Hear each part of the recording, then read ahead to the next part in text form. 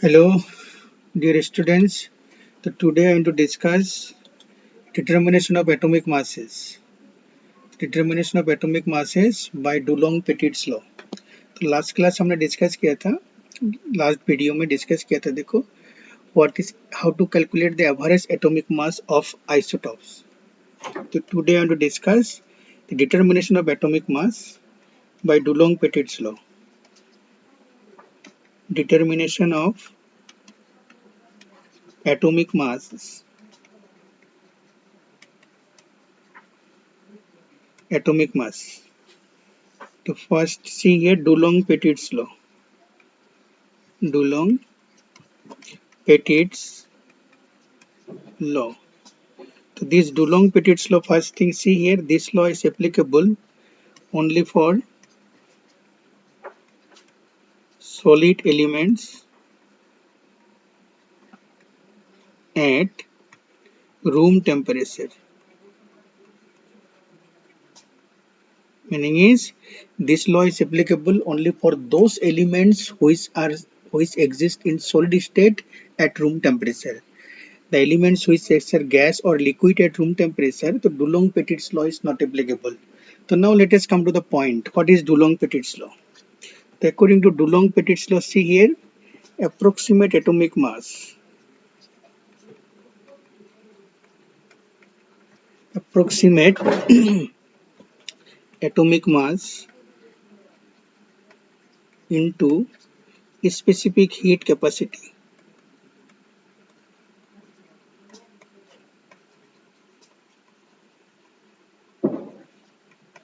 Specific heat capacity के unit होगा calorie पर केल्विन पर ग्राम. तो approximately equal to 6.4. Listen again. Dulong-Petit's and Dulong-Petit's ने क्या किया था देखो. So the elements which are solid at room temperature, उस एलिमेंट के स्पेसिफिक हीट कैपेसिटी कैलकुलेट किया था. From the value of specific heat capacity, they calculated the atomic mass. The mathematical equation for calculation ने ही थे देखो, approximate atomic mass into specific heat capacity approximately equal to 6.4. याद रखो, इस equation में specific heat capacity हमेशा calorie पर kelvin पर ग्राम में होगा. तो यही है Dulong-Petit's law. तो let us take one example. हमें क्वेश्चन सॉल्व करते हैं using this equation. The question is the specific heat capacity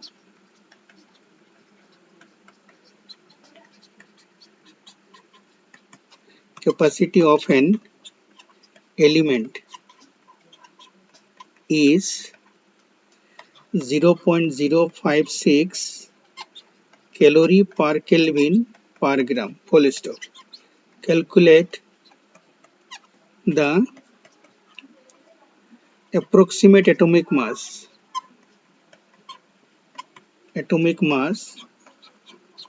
of the element. Approximate atomic mass of the element.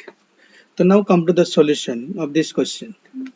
The solution is, see here, according to Dulong-Petit's law, the solution is approximate atomic mass. Approximate atomic mass is equal to 6.4 divided by specific heat capacity. तो equal to 6.4 divided by हमारा value दिया था specific heat capacity 0.056. तो which is equal to 114 gram per mole. After calculation you will get this value. तो यही है Dulong-Petit's law. याद रखो, Dulong-Petit's law हमेशा अप्रोक्स एग्जैक्ट एटॉमिक मास नहीं मिलता है. यहाँ अप्रोक्सीमेट एटॉमिक मास हम कैलकुलेट करेंगे. यही है मेथड. इक्वेशन याद रखना है. तो नेक्स्ट जो मैंने नोट्स तुम लोगों को दिया था, उसी नोट्स में लिमिटेशन ऑफ Dulong-Petit's लॉ था. तो लिमिटेशंस ऑफ Dulong-Petit's लॉ. तो come to the limitation of this law. तो लिमिटेशंस फर्स्ट पॉइंट क्या था, this law is not applicable for beryllium, boron, carbon and nitrogen. ये चार एलिमेंट के लिए, sorry silicon, not nitrogen, silicon, silicon, ये चारों एलिमेंट रूम टेम्परेचर में सॉलिड है, but Dulong Petit's law is not applicable. Why not applicable? क्योंकि ये चारों का क्रिस्टल स्ट्रक्चर एक ऐसा है, तो if you change the temperature तो स्पेसिफिक हीट कैपेसिटी का चेंज वैल्यू बहुत ज्यादा होते हैं, तो अलग अलग टेम्परेचर में atomic mass different values you will get. तो दैट इज व्हाई दिस चार एलिमेंट के लिए this law is not applicable. Second point क्या बोला है? This law is not correct dimensionally, dimensionally it is not correct. Not correct meaning is, देखो तो वहाँ approximate atomic mass into specific heat equal to 6.4, तो overall equation का dimensional unit क्या है, right hand side left hand side कुछ नहीं बोला गया है, तो इसीलिए हम बोलते हैं देखो dimensionally the equation is not correct. तो यही है डुलोंग-पेटिट्स लॉ फॉर यू। तुम्हें क्या फोकस करना है, देखो what is Dulong Petit's law, using the Dulong Petit's law how to calculate, using the Dulong-Petit's law how to calculate the atomic mass, how to calculate the atomic mass। After that limitation के ऊपर के question पूछने का chances बहुत कम है, just ये दो point याद रखो। तो नेक्स्ट हम डिस्कस करेंगे molecular masses.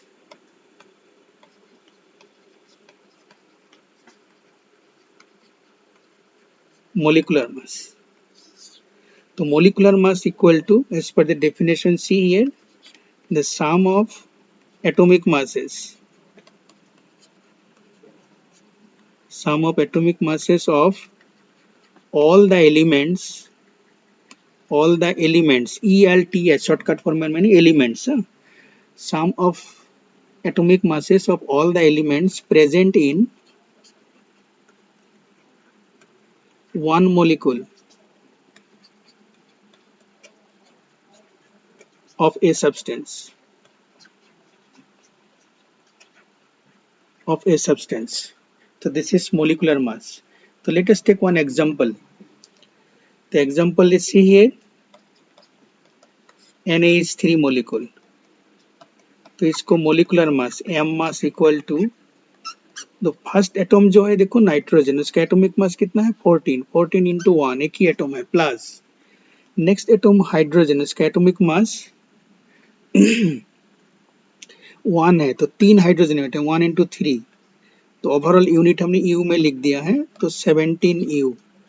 The atom molecular mass of ammonia NH3 molecule जब 17 यू दिया है, तो what is the significance of this value? तो what is the significance of this value? See here, like atomic mass is significance. Significance पहले हम क्या बोलेंगे, it is relative atomic mass, relative molecular mass, not atomic mass, relative molecular mass, molecular mass of one NH3 molecule, एक NH3 molecule का ये relative molecular mass है। तो second insignificance हम क्या बोलेंगे, one NH3 is 17 times heavier than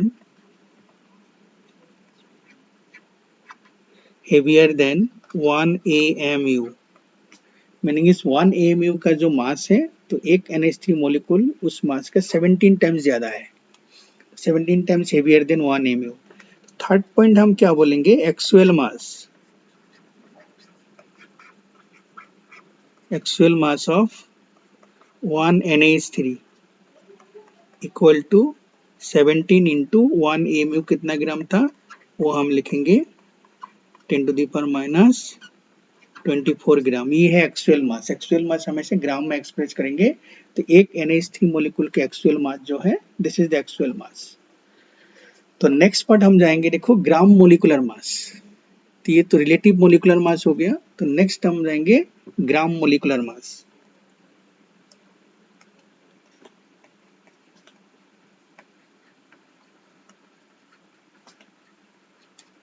gram molecular mass within bracket GMM, shortcut form में हम लिखेंगे GMM, meaning is gram molecular mass. तो gram molecular mass like gram atomic mass की तरह ही है ये, तो ग्राम मोलिकुलर मास हम क्या बोलेंगे, मास of 1 mole of molecule of a substance in gram. तो mass of 1 mole of molecule meaning is mass of 6.022 into 10 to the power 23 molecules of a substance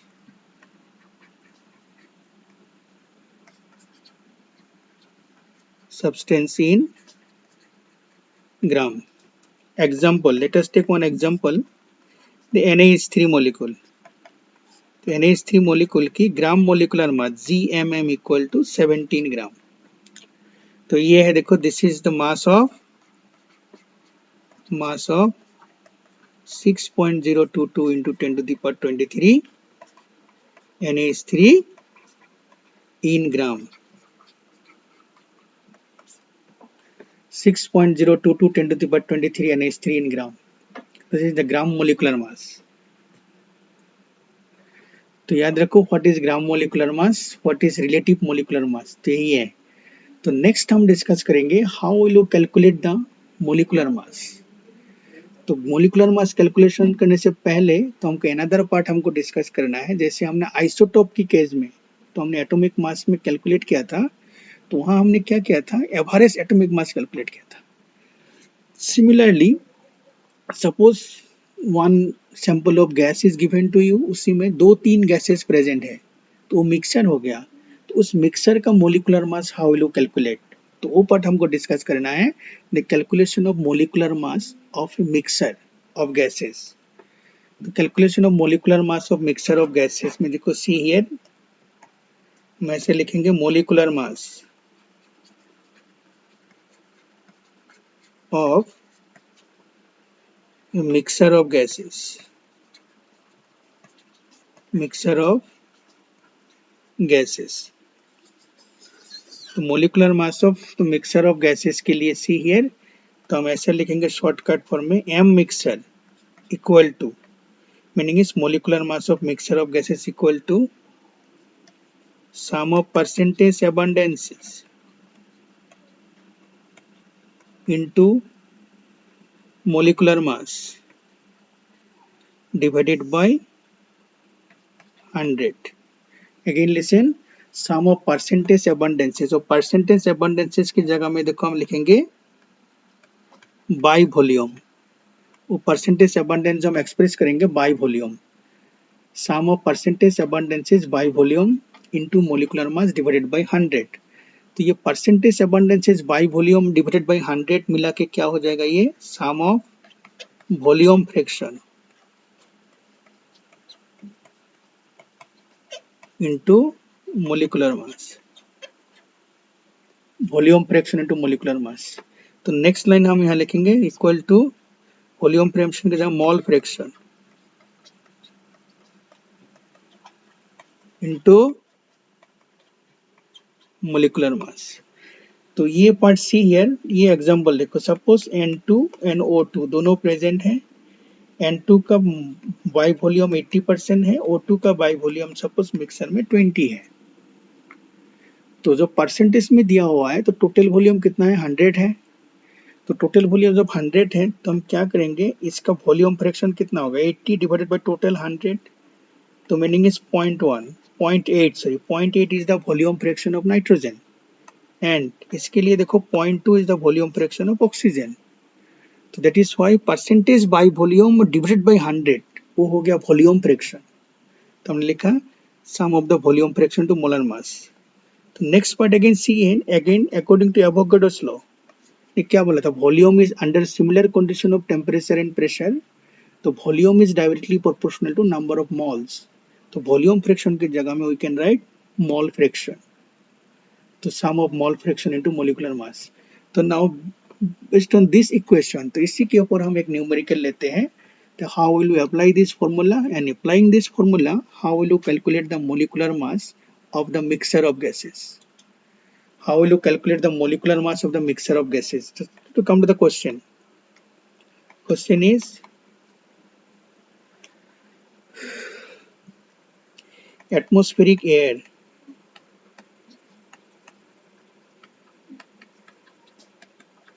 air contains 78% nitrogen, 21% oxygen, 0.9% argon and 0.1% carbon dioxide by volume. Full stop. Calculate the molecular mass of the air, atmospheric air. तो इसका molecular mass calculate करना है, तो ये question है. तो now to come to the solution. Solution is, solution के लिए m मिक्सर इक्वल टू, तो परसेंटेज अबंडेंस जो मोलिकुलर मास बोला था, तो परसेंटेज अबंडेंस देखो, नाइट्रोजन की percentage abundance 78 into molecular mass of nitrogen plus oxygen की परसेंटेज अबंडेंस 21 दिया है into molecular mass of oxygen plus 0.9 argon की percentage abundance into molecular mass of argon plus carbon dioxide 0.1 into molecular mass of CO2, तो divided by 100. ये जो हमने formula दिया था, ये फॉर्मूला अप्लाई किया हमने. So now molecular mass of nitrogen, oxygen, argon, carbon dioxide, ये वैल्यू अभी पुट करो. तो 78 इंटू इसका molecular mass 28 nitrogen, next 21 into molecular mass 32 plus 0.9 into molecular mass 40 plus 0.1 into molecular mass 44 divided by 100. The after calculation यहाँ तुम्हें value मिल जाएगा 28.96 ग्राम पर मोल. तो this is the molecular mass of the atmospheric air और mixer. तो ये है molecular mass. Mixer of gas के लिए हाउ टू कैलकुलेट करना है, तो दिस इज द फॉर्मूला, याद रखो. तो ये फॉर्मूला बाई वॉल्यूम, हमेशा बाई वॉल्यूम दिया जाएगा, तो बाई वॉल्यूम को सेम फॉर्मूला अप्लाई करो, तो you will get the molecular mass of this gas. तो नेक्स्ट हम डिस्कस करेंगे how will you calculate the molecular mass, determination of molecular मास. ये तो हमारा डिफिनेशन, आफ्टर देख एक दो एग्जांपल हो गया. तो determination of molecular mass. Next, determination of molecular mass. Determination of molecular mass. तो इसका दो मेथड है, जो नोट मैंने दिया था तुम लोगों को. इसका दो मेथड है, एक मेथड है वेपर डेंसिटी मेथड और नंबर 2 है विक्टर मियर मेथड. तो Victor Meyer method CBSE student के लिए नहीं चाहिए, वो वेस्ट बंगाल बोर्ड के लिए था. तो सीबीएसई के लिए नहीं चाहिए. तो सीबीएसई स्टूडेंट के लिए सिर्फ अपन डिस्कस करेंगे वेपर डेंसिटी मेथड. तो नंबर 1, वेपर डेंसिटी मेथड. तो first you should know what is vapour density. तो वेपर डेंसिटी मेथड में देखो, simply vapour density Vd equal to molecular mass divided by 2. This is the equation. तो vapour density of a gas is equal to molecular mass of the gas divided by 2. ये हमारा equation. For solving numerically all other thing हम सिर्फ यही apply करेंगे. तो now हमको next part हमको डिस्कस करना है, what is vapour density. After that why vapor density is equal to m by 2. तो what is the reason for this, तो इसी में हमको डिस्कस करना है. तो इसके लिए हम नेक्स्ट पेज जाते हैं. नेक्स्ट पेज, तो वेपर डेंसिटी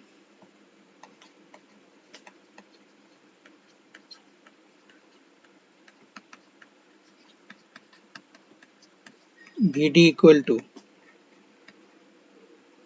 तो वेपर डेंसिटी का डेफिनेशन क्या है देखो, density of the gas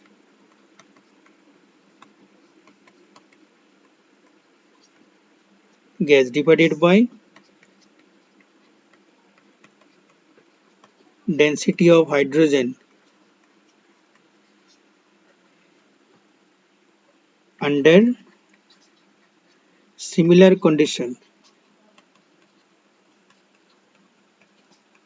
condition of temperature and pressure.